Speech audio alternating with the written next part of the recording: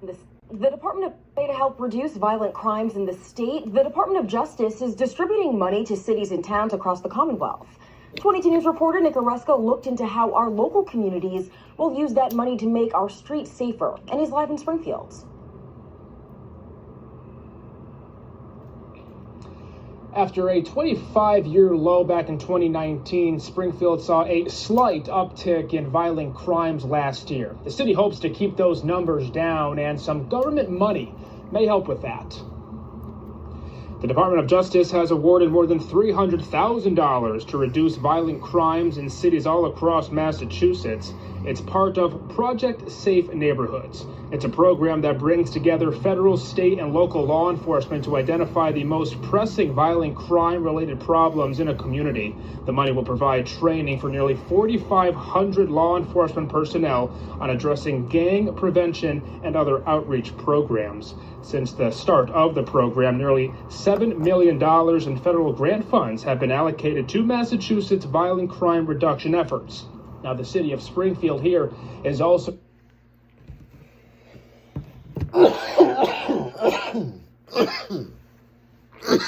Yo, don't listen to me. Feel me? You ain't gotta listen to me when I say it. I try to tell my nephews this shit all the time, yo.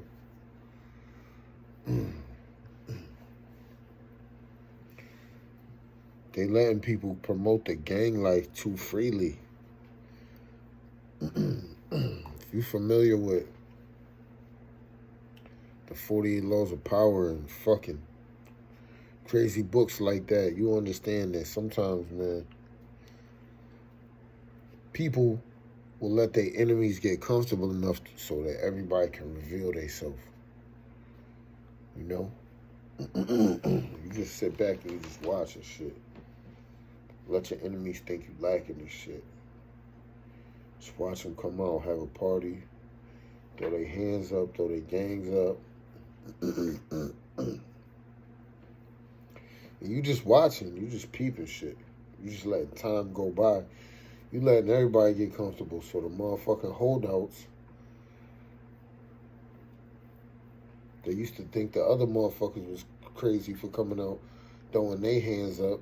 Now them motherfuckers is out from behind the shadows too, saying, you know what, man, I'm down too.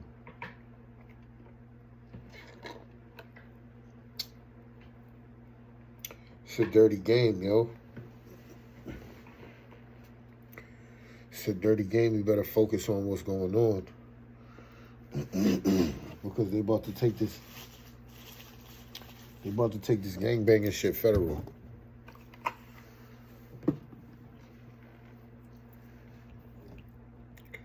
I heard that shit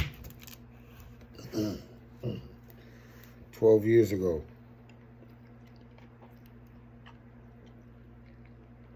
Laying on my bunk in prison, listening to NPR. Tell me everything that they was gonna do.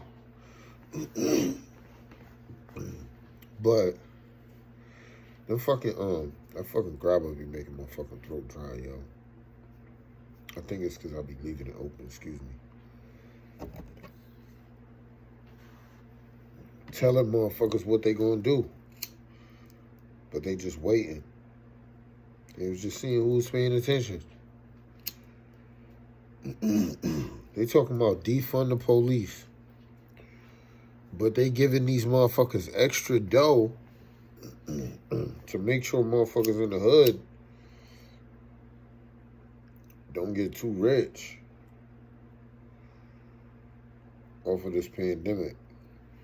Because when they talking about gangs, they not just talking about the motherfuckers out here toting guns and shooting shit. They talking about the motherfuckers stacking bread. They talking about the motherfuckers hustling. They trying to get the motherfuckers that's trying to be the legit faces of the business. Make no mistake, man. You got to know what you're looking at. They get all this money, right? First they was talking about some little podcast, 300,000. Next thing you know, they talk about they got a $7 million grant. Okay. And they gonna need to motherfucking see some type of results for that. You feel me? So what they basically telling you is if you if you got a nice amount of chicken, man,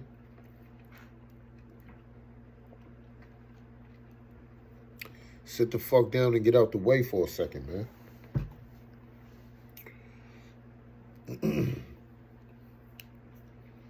If you can't see that, I don't know what to tell you. But y'all heard it right there. This is where it starts.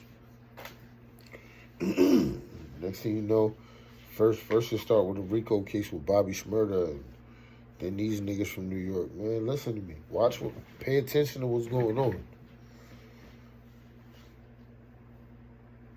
You know, do your research.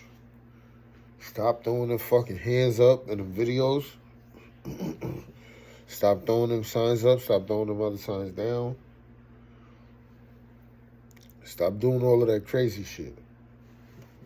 Because you're going to find out when it's too late that they using all of them fucking images against you. You ain't got to listen to me, man. Peace.